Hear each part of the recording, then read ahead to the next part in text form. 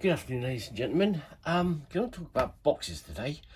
So this is the boxes we've been working on for 365 days, the spot price bars. Already lazily engraved these. Basically, I just need to start staining them in bits and pieces and get them ready. But before I start work on that, I wanted to explain there's going to be a slight, I hate saying this, delay, only probably 3 or 4 days. Ordered more boxes and, well, they sent the wrong boxes basically, and this is what they sent.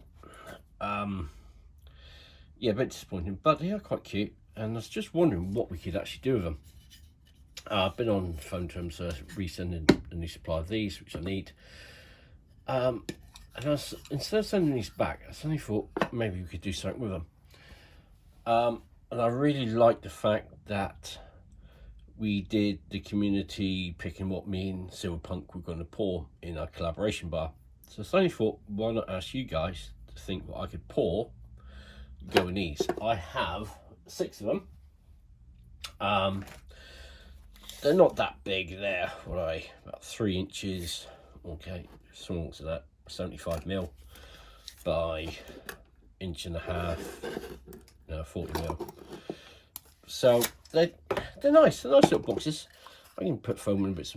So yeah, if we can come up with something you guys would like to see me pour, which will fit in there. So got 6 of them. I'm gonna pour 6 pieces of silver, sell them off, auction them off, whatever you wanted.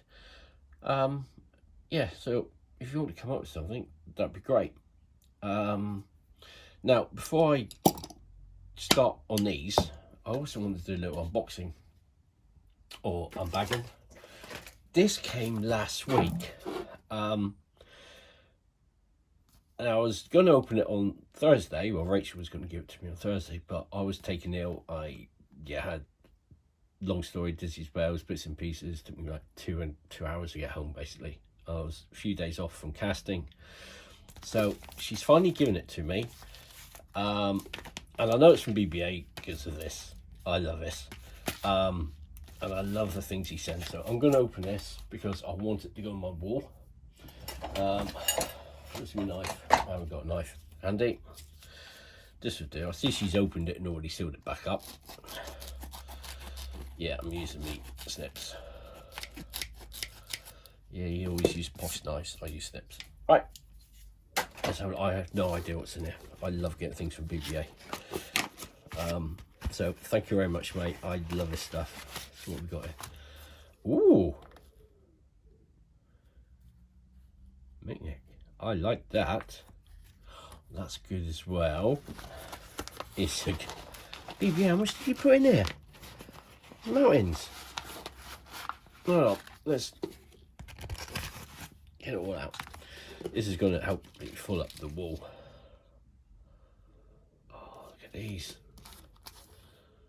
Stack collector. I didn't have that one. I've got, oh mate, all more poker chips, more gems. I think that's the magnet one. See? Yes, on the magnetic board. There are, is that another mag? Yes, and another one. And another one. Look at this. Magnet ones everywhere. I'll show you this a bit later. I'll do a picture. You probably not seen those. And more poker chips. Thank you very much, BBA. I'm going to be decorating the board now in between stuff and doing this. Mate, you are a star. Ah, and a diamond, mate.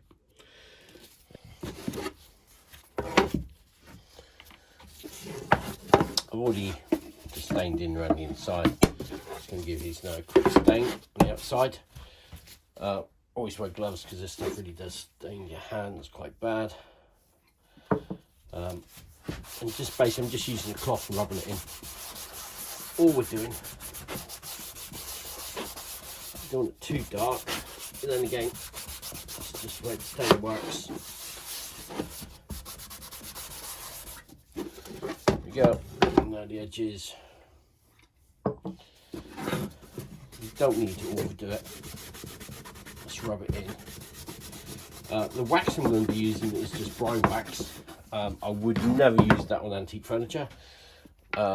It really does just destroy the finish basically. It's usually a nice finish, but it destroys the original finish. So you've got a piece of antique furniture at home, do not use bright wax.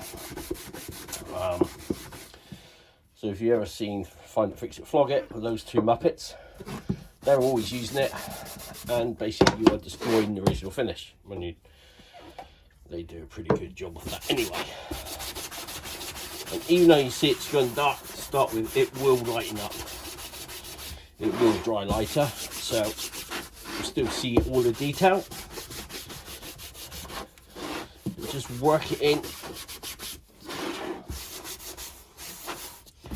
There we go. One box stained. Okay, so I've lacquered them. Well, not really lacquered them. Just give them a spray with a matte finish. It's just to keep the colour in. I do it outside. If you do it indoors, you're going to be higher in the hippie at Glastonbury Festival. So always do it outside, all well ventilated. Now the wax I'm going to be using is bright wax. As I said earlier, don't use this on antique furniture. It will gradually take the original finish off. Great for new stuff, modern stuff, which has maybe the more modern finishes, varnishes on it. But if it's got French polish on it, don't use this. Right, literally. So basically what I'm going to do is I'm going to chuck some wax on it and just use no cloth. I'm going to do the back first, and basically I'm going to give it 2 coats of wax. Good dollop on your cloth and literally just rub it in. You can see it going in, and first layer I'm not even going to buff off. I'm just going to leave on, let it go hard. In this weather it's going to take a good probably half an hour, 45 minutes for it to really go hard. In the summer this stuff is going hard as soon as you put it on.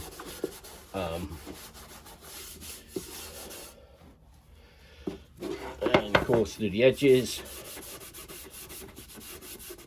Make sure you get it, work it in there, and you can see the colour changing straight away.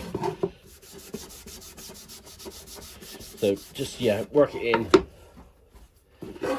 and the back, get it in there, and the same for the top. And you basically rub it in, you see it gradually change. The reason I'm using the matte Cino on it was basically I didn't really want it really glossy. I wanted to give it a more satin finish maybe, and just let the wax do the shine. And as I said, I'm just really rubbing it in there.